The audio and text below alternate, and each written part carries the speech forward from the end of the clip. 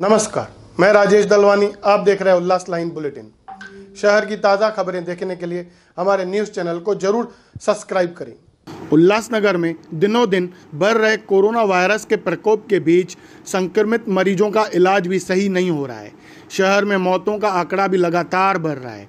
शहर की स्वास्थ्य यंत्रणा जैसे चरमरा गई है। कोरोना के चलते शहरवासियों से नेता, नगर सेवक, जनप्रतिनिधि बड़े बड़े दावे करते हैं।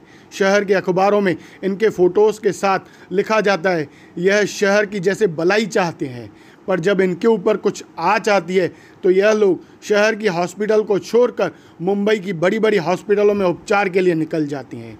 क्या इन नेताओं के शहर के हॉस्पिटलों पर भरोसा नहीं है? क्या शहर की हॉस्पिटलों में कोरोना मरीजों का सही इलाज नहीं हो रहा है? यह हमारा इनसे एक सवाल है। आज हम आपके सामने ऐसा ही एक बेहद डरावना सच सामने लाए हैं। कैसे एक परिवार अपने जवान बेटे के इलाज के लिए दर दर भटका, पर नहीं मिला सही इलाज।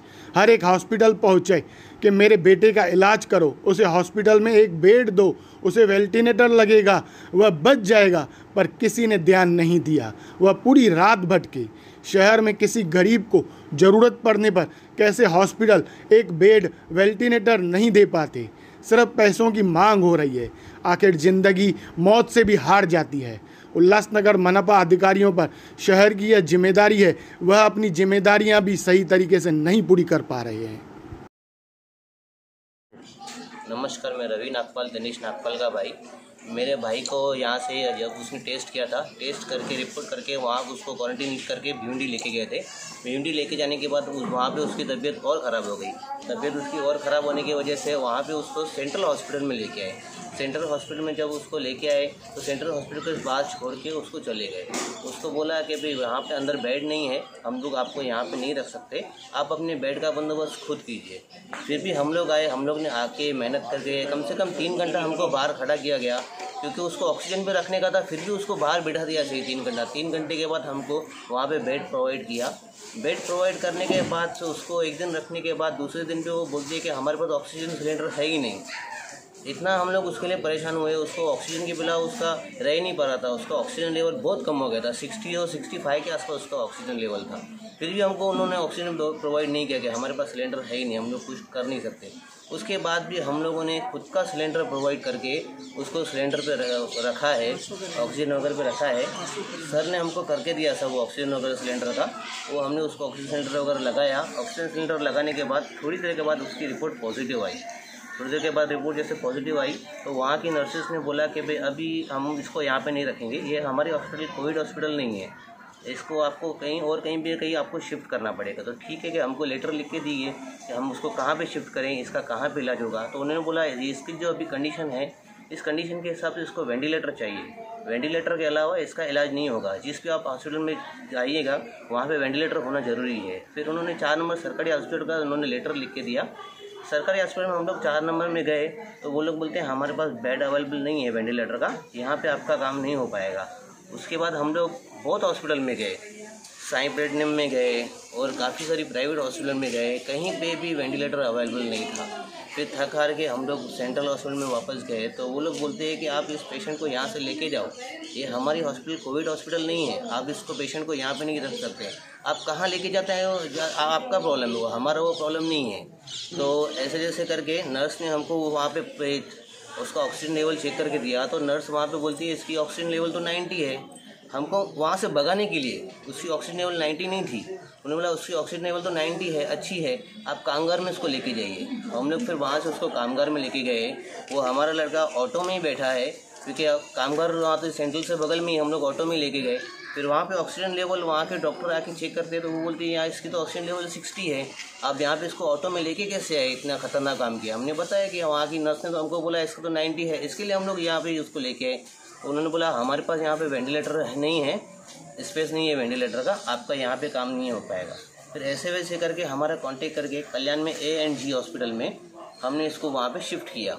वहाँ पे उन्होंने बोला कि वेंटिलेटर का सुविधा है हमारे पास, वहाँ पे उसको शिफ्ट किया, लेके गए।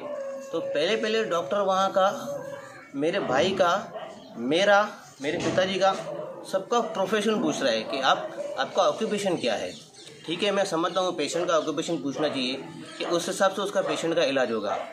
ठीक है ये गैरेज का काम करता है, आप क्या करते हो? मैं टीवी रिपेयर करता हूँ। आपका पिताजी क्या करता है? इन्हें पता है मेरे पिताजी का अपना ऑफिस है। तो ये सब डिटेल निकाल रहे हैं कि आखिर ये खर्चा कर पाएगा कि नहीं कर पाएगा। मैंने उनको बोला कि जो भी है मैं करने के लिए तैयार हूँ, आप इसको फ़िलहाल अंदर तो लीजिए। उसको अंदर लिया, ऊपर लेके गए, ऑक्सीजन लेवल चेक किया तो बोलते हैं इसका ऑक्सीजन लेवल 45-46 है।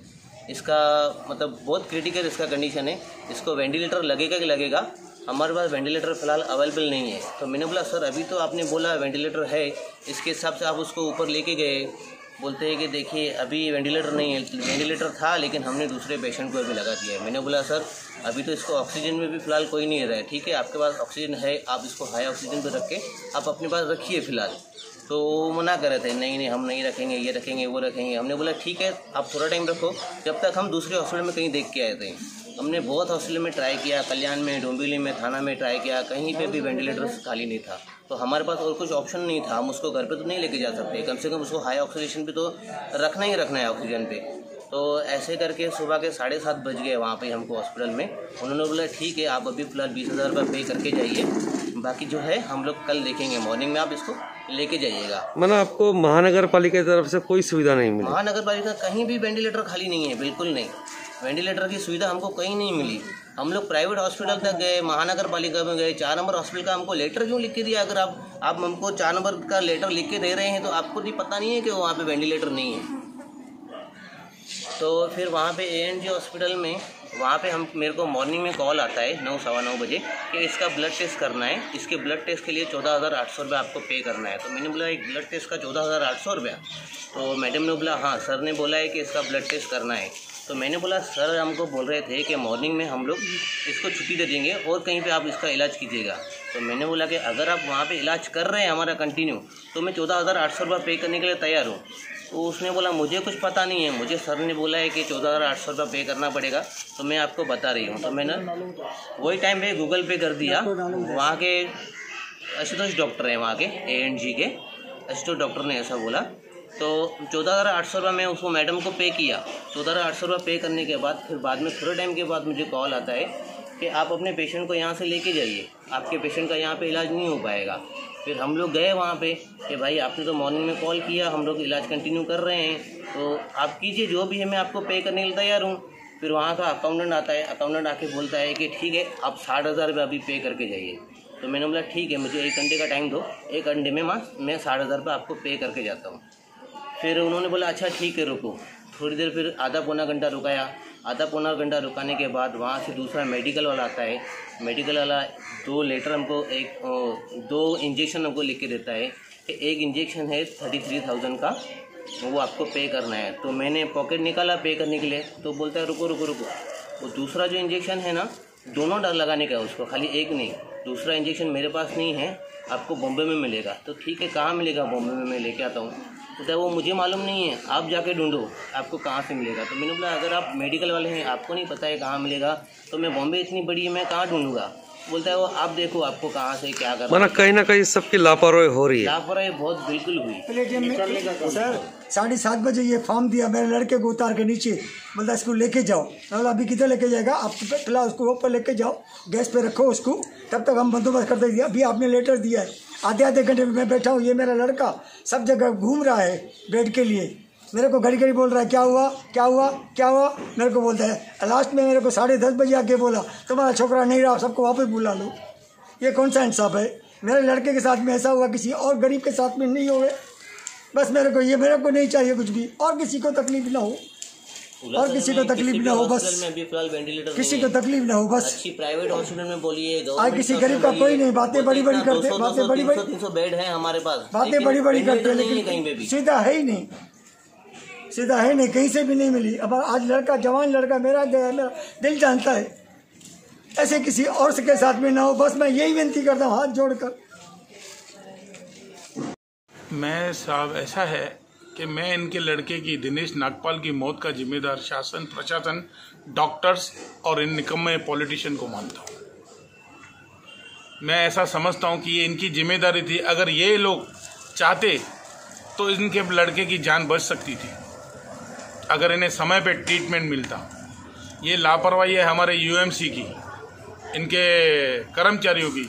हाल ही में डॉक्टर राजा रिजवानी जो रिटायर्ड हुए थे उनके साथ है मोनालकर, ठीक है। डॉक्टर रिजवानी को मैंने कॉल किया था कि इनको सेंट्रल हॉस्पिटल में नहीं ले रहे हैं, थोड़ा आप हेल्प करो, गरीब बंदा है।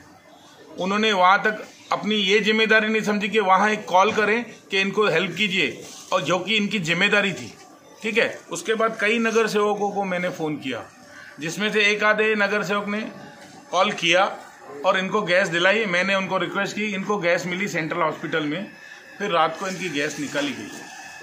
अब ये सेंट्रल हॉस्पिटल की जिम्मेदारी बनती है, अगर कोई भी पेशेंट एडमिट है तो उसको स्वास्थ्य करना, अगर कहीं भी तकलीफ है तब तक उसे बाहर उसकी गैस नहीं निकाल सकते हैं जब तक उसको तकलीफ है। उसके बाद भी इन्होंने खुद की अपनी प्राइवेट गैस, दूसरे ऑक्सीजन गैस मंगवाई और उन्हें लगवाई। दूसरे दिन जब सेंट्रल हॉस्पिटल में इनकी पॉजिटिव रिपोर्ट आई इनके लड़के की, तो सेंट्रल हॉस्पिटल वालों ने कहा कि आप इनको यहाँ लेके जाओ, यहाँ पे हम नहीं रखेंगे, इनकी रिपोर्ट पॉजिटिव आई है। कैसे लेके जाओ वो भी नहीं, इनकी रिपोर्ट पॉजिटिव आई है, ठीक है।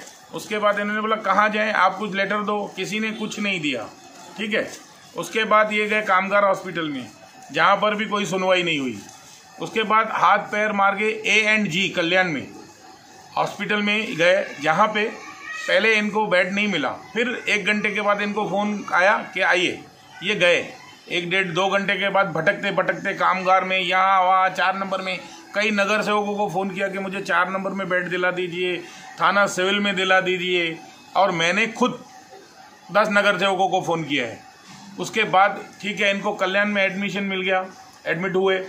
वहाँ पे डॉक्टर ने इनको एडमिट किया, वो उन्होंने कहा पहले वेंटिलेटर है, फिर बोला नहीं है, चलो ठीक है। उसके बाद इनका पैसा भरवाया, इनको पैसे भरवाए। उसके बाद उस डॉक्टर ने इनकी कैपेसिटी देख रहा है। अब मैंने किसी नगर सेवक को फ़ोन किया था, वो मुझे पूछ रहे हैं कि ये पैसे भर पाएगा नहीं भर पाएगा, जबकि इन्होंने क्लियरली कहा था कि जो भी खर्चा होगा मुझे मेरा लड़का बचा के दो। लेकिन ये A&G हॉस्पिटल के आशीष तोज जी डॉक्टर, वो इतने निर्दयी और कसाई हैं कि उन्होंने इनके बच्चे को नीचे उतार दिया। उनको ऐसा लग रहा था कि ये पैसे नहीं देंगे।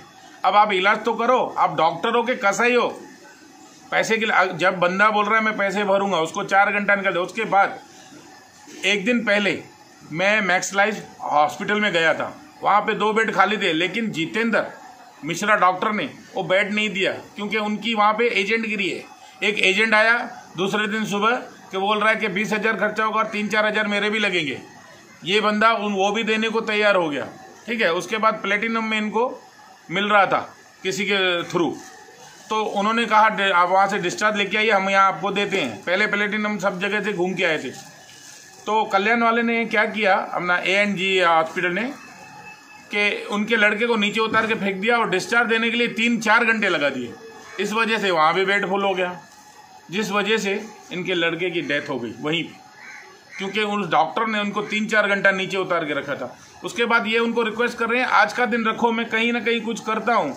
तो वो डॉक्टर इतनी बदतमीजी से बात कर रहा है जैसे कोई इंसान ही नहीं है वो। अब मैं ये बोल रहा हूँ, ये जो दिन रात हमारे पॉलिटिशियन आते हैं, आज हमने प्लेटिनम का 200 का कोविड बनाया, अपने फ़ोटो देते हैं, आज हमने 100 का यहाँ खोला, आज हमने यहाँ खोला, तो ये बैठ जाते कहाँ हैं? जबकि आपके 2000 पेशेंट हैं, अगर आप लिखते हो 1200, उसमें से डिस्चार्ज है ही 800, तो जब आपके पास बेड ज़्यादा है तो वो कहाँ जाते हैं? क्या अपने रिश्तेदारों और अपने दोस्तों के लिए रखे हैं, या पैसा कमाने के लिए रखे हैं इन डॉक्टरों ने, या इन कर्मचारियों ने, या इन पॉलिटिशियनों ने? आखिर ये बेड गए कहाँ जाते हैं? गरीब को क्यों नहीं मिलते हैं? इस सवाल का कोई जवाब है इनके पास? अगर आप किसी को बचा नहीं सकते हो तो आप लोगों को इस कुर्सी पे बैठने का अधिकार ही नहीं है। छोड़ दो, अगर किसी गरीब के बच्चे की जान नहीं बचा सकते हो। उल्लास लाइन बुलेटिन को सब्सक्राइब करें, बेल आइकॉन दबाएं और देखिए उल्लास लाइन बुलेटिन की न्यूज़ सबसे पहले आपके मोबाइल पर।